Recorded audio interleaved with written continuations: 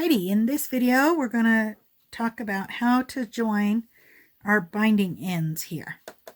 So when we start sewing on, we want to fold over a corner here on our binding and press that in place before we press it in half.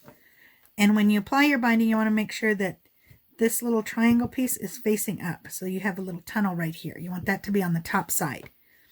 And then leave yourself 6 inches or so of a tail before you start your sewing here. So here's where I started sewing.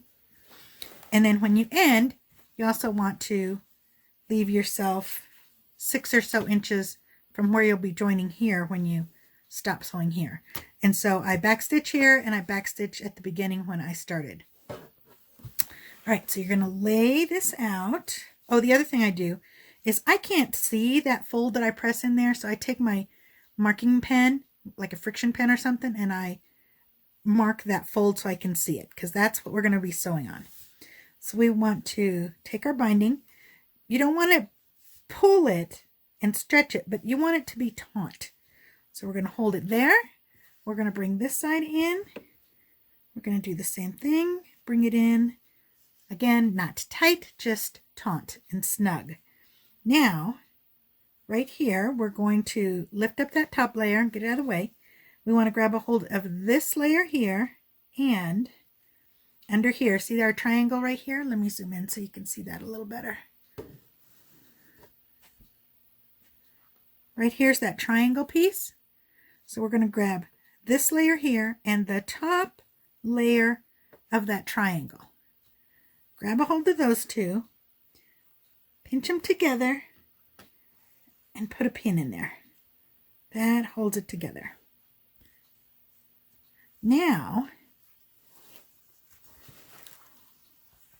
you can open this up,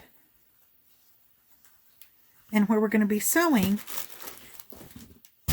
whoops, something just fell, is right here on that seam line. So we want this point to be right at our raw edge. And we're going to put a few pins in here to hold it in place.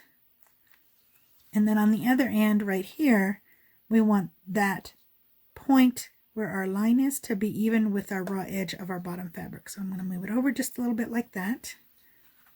We want it to be nice and flat.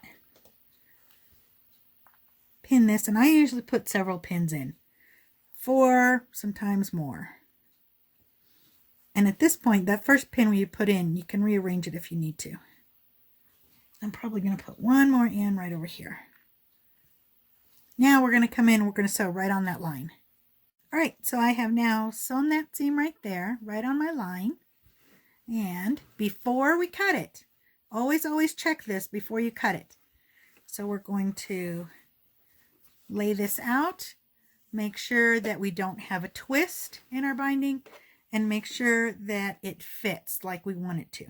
So it looks nice and snug. Now I can come in and trim this away about 1/4 inch. You can guess. It doesn't have to be exact at this point.